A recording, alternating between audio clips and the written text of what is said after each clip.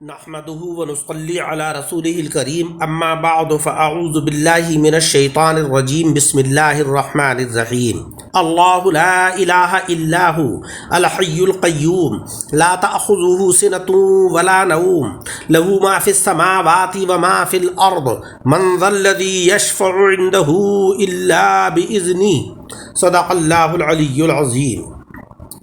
سامعین اکرام، آج کے درس میں سورہ بقرہ کی آیت نمبر 255 کا ابتدائی حصہ تلاوت کیا ہے جو آیت الکرسی ہے۔ اس میں اللہ تبارک و تعالی نے فرمایا اللہ لا الہ الا ہو، اللہ ہے جس کے سوا کوئی معبود نہیں، الحی القیوم، وہ آپ زندہ اوروں کا قائم رکھنے والا ہے، یعنی خود وہ زندہ ہے اور دوسروں کو قائم رکھنے والا ہے۔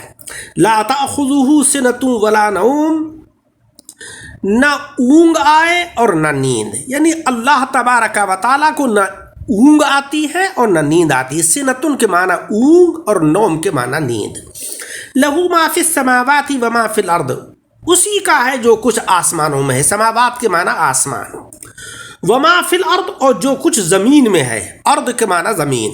من ذا الذی یشفع عندہ الا باذنہ، وہ کون ہے جو اس کے یہاں سفارش کرے بے اس کے حکم کے، یعنی اللہ تبارک و تعالیٰ کی بارگاہ میں اگر کوئی سفارش کرے گا بھی تو وہی کرے گا کہ جس کو اللہ رب العزت اجازت عطا فرمائے گا، اس کی بغیر حکم اور بغیر اجازت کے کسی کے اندر طاقت نہیں کہ وہ کسی کی سفارش کر سکے۔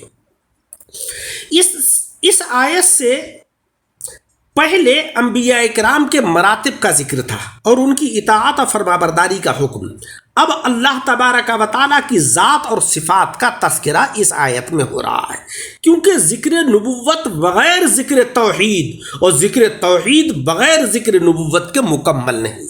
کوئی شخص صرف توحید پر قائم ہو اور نبوت کا انکار کرے تو وہ بھی مومن نہیں، اور کوئی شخص نبوت کا تو قائل ہو، نبوت کو تو مانتا ہو، توحید کا انکار کر دے تو وہ بھی مومن نہیں ہو سکتا۔ پچھلی آیت میں فرمایا گیا تھا کہ قیامت میں منکرین اسلام کے لیے شفاعت نہیں ہوگی۔ اس سے جہاں اس دن کی عظمت کا پتہ چلا، وہاں اللہ تبارک و تعالیٰ کی عظمت شان بھی معلوم ہوئی کہ اس کے سامنے کسی کو بلا اجازت دم مارنے کی اجازت نہیں ہوگی۔ اب اس آیت الکرسی میں اسی عظمت ذات اور کمال صفات کا صراحتاً ذکر ہے، گویا یہ آیت پچھلی آیت کی تاکید ہے۔ پچھلی آیت میں یا ایھا الذین آمنوا فرما کر مسلمانوں کو اعمال کا حکم دیا گیا، جس سے معلوم ہوا کہ بغیر عقائد کی درستگی کے عمل درست نہیں ہو سکتا۔ پہلے عقائد درست کیجئے، بات کو اعمال کیجئے، تب وہ اعمال اللہ کی بارگاہ میں قبول ہوں گے، اور اگر عقائد درست نہیں تو اعمال کی کوئی حیثیت نہیں۔ اب ذات و صفات کا ذکر فرمایا جا رہا ہے کہ اس پر ایمان لائیں۔ قرآن کریم کا طریقہ ہے کہ علم توحید، علم احکام، علم قصص ملا کر بیان فرماتا ہے تاکہ سننے والے ایک مضمون سے اکتا نہ جائیں۔ اب تک انبیاء کرام کے قصے اور شرعی احکام بیان فرمائے، اب توحید کا ذکر ہو رہا ہے۔ وہی بازار، وہی مارکیٹ مکمل ہے جس میں ہر قسم کی دکانیں یکجا ہوں۔ قرآن عظیم کے اندر اللہ رب العزت نے سب کچھ بیان فرما دیا جو انسان کے لیے ضروری ہے۔ پچھلی آیت میں فرمایا گیا تھا کہ تمام منکرین اسلام ظالم ہیں، جس سے معلوم ہوا کہ کفار بہت قسم کے ہیں، رب کے منکر، توحید کے منکر، رب کی صفات کے منکر، انبیاء کرام کی شفاعت کے منکر، سب ہی منکرین ہیں، سب ہی کافر ہیں، سب ہی ایمان سے خارج ہیں۔ اس آیت کریمہ کے اندر ان تمام قسم کے منکرین اور کفار کی پرزور تردید ہو رہی ہے۔ اس آیت میں اللہ جو اللہ تبارک و تعالیٰ کا ذاتی نام ہے، سارے نام تو صفاتی ہیں اور یہ یعنی اللہ اس میں ذات ہے، اسی لیے قادر، علیم، رحیم وغیرہ مخلوق کو بھی کہہ سکتے ہیں، مگر اللہ کسی کو نہیں کہہ سکتے، صرف ذات باری تبارک و تعالی ہی کو کہا جائے گا۔ اس لفظ کی پوری تفسیر بسم اللہ الرحمن الرحیم میں کی جا چکی ہے۔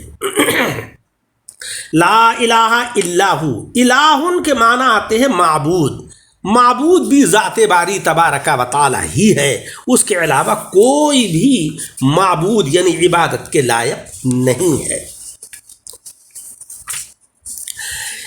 آیت الکرسی اول سے آخر تک کفار اور بد مذہبوں کا رد ہے۔ خالق کے منکر دہریوں کی تردید اللہ سے ہوئی، اللہ فرما کر مولا تبارک و تعالیٰ نے یہ درس دیا کہ وہی خالق ہے، وہی پیدا کرنے والا ہے، اور دہریے جو یہ کہتے ہیں کہ اللہ کوئی نہیں، خالق کوئی بھی نہیں ہے، تو یہ اس میں ان کا رد ہوا۔ لا الہ الا ہو میں مشرکین کا رد ہے۔ لا الہ الا ہو، نہیں ہے کوئی معبود مگر وہی، یعنی سوائے اللہ تبارک و تعالیٰ کے کوئی بھی عبادت کے لائق نہیں ہے، اس میں مشرکین کا رد ہوا۔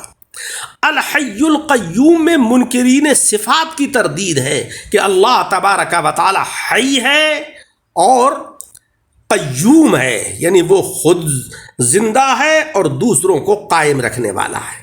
لہو ما فی السماوات سے مجوسیوں کا رد ہے جو دو خدا مانتے ہیں، ایک یزدان جو خیر کا خالق مانتے ہیں، دوسرا اہرمن جو شر کا خالق مانتے ہیں۔ معتزلہ کی بھی پوری تردید ہو گئی جو ہر بندے کو اپنے برے اعمال کا خالق مانتے ہیں۔ منزل لذی میں بتوں کی شفاعت کرنے والوں کی تردید ہوئی۔ اللہ باذنی میں معتزلہ وغیرہ کی تردید ہوئی جو شفاعت کے منکر ہیں، وہ کہتے ہیں کہ قیامت کے دن میدان محشر میں کوئی کسی کی سفارش نہیں کرے گا۔ اس میں اللہ تبارک و تعالیٰ نے فرمایا کہ ہاں وہ کرے گا سفارش، وہ کرے گا شفاعت کہ جس کو اللہ اجازت عطا فرمائے گا۔ خلاصہ یہ ہے کہ اللہ تبارک و تعالیٰ وہ ذات ہے کہ جس کے سوا کوئی حقیقی معبود نہیں، اسی کی عبادت کی جاتی ہے، وہی عبادت کے لائق ہے، وہی ازلی اور ابدی زندہ ہے، یعنی ہمیشہ سے ہے اور ہمیشہ زندہ رہے گا، کبھی وہ فنا نہیں ہوگا، کبھی وہ ختم نہیں ہوگا، اور تمام عالم کا قائم رکھنے والا ہے، غفلت سے پاک کہ نہ اسے اونگ آئے نہ اس پر نیند کا غلبہ ہو۔ آسمان و زمین کی ساری چیزیں اسی کی مخلوق اور اسی کی مملوک ہیں۔ اس کے دربار میں دبدبے کا یہ عالم ہے کہ کسی کو بلا اجازت دم مارنے کی بھی جرأت نہیں ہوگی۔ لہذا مشرکین جو اپنے بتوں کی شفاعت کے بھروسے میں ہیں اور ان کی پوجا پاٹ کرتے ہیں، وہ سخت غلطی پر ہیں۔